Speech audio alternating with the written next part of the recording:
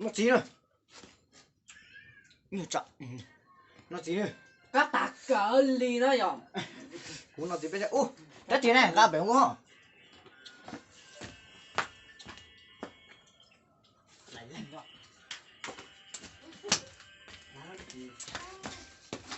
Ô, chắc mày có xịt tế không? Đến đấy. Con ô kiến nó lành cũng. Phụ cái tôi. Nó chỉ là lọ á nè. Cá cực lắm. Thế đây lọ. Tàn trời ơi, cũng non. Chân tạc ơi. Bỏ cái nó ra. Cũng nó tạc cú phá thì cú chè tao chèn cái nọ hơn. Giờ nó chèn cái nọ thì cũng hiện.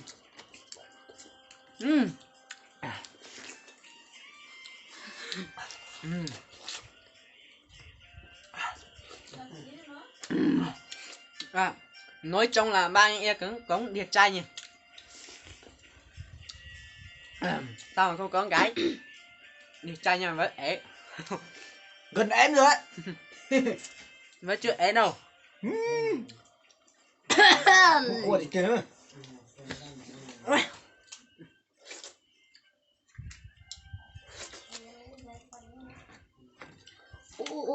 Tắc cái.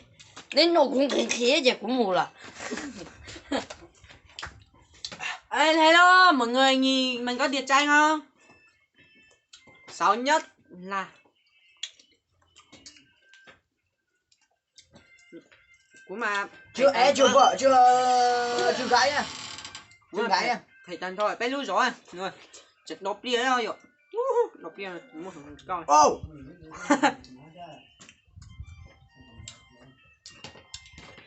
Ta trắng nhờ ta trắng. Ta trắng nhờ ta trắng. Ô ta cớm. Chà của chị sát đánh. Có tạc trời lệ đó.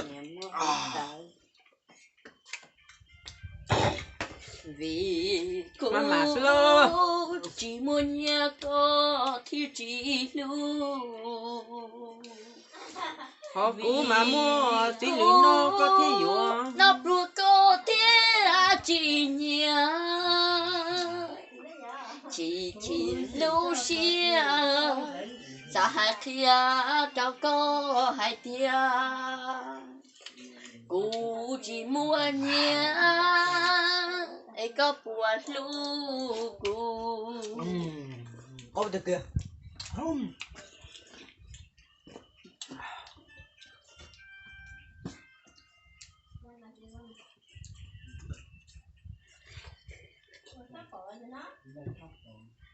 Ui.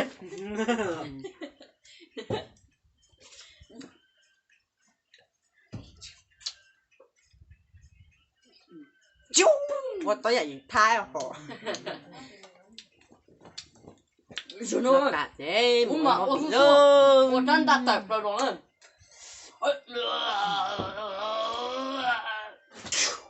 Ủa.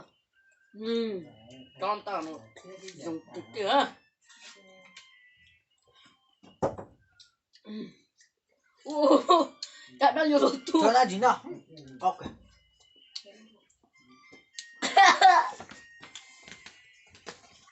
Rất tế á. Quan không cần.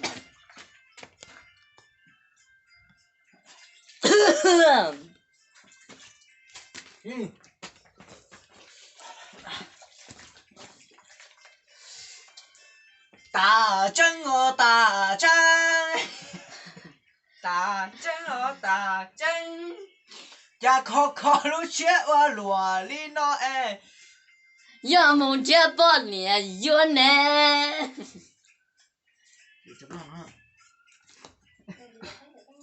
Giờ muốn chết cho ta đến đây. Giờ muốn chết cho phổ lo lo. Qua cổ cũng nhà đã tùn cho. Được. Ui. Này à. Nói. Nên thì bây giờ lại. Bây giờ lại. Nên sẽ có bây giờ lại. Bây giờ lại.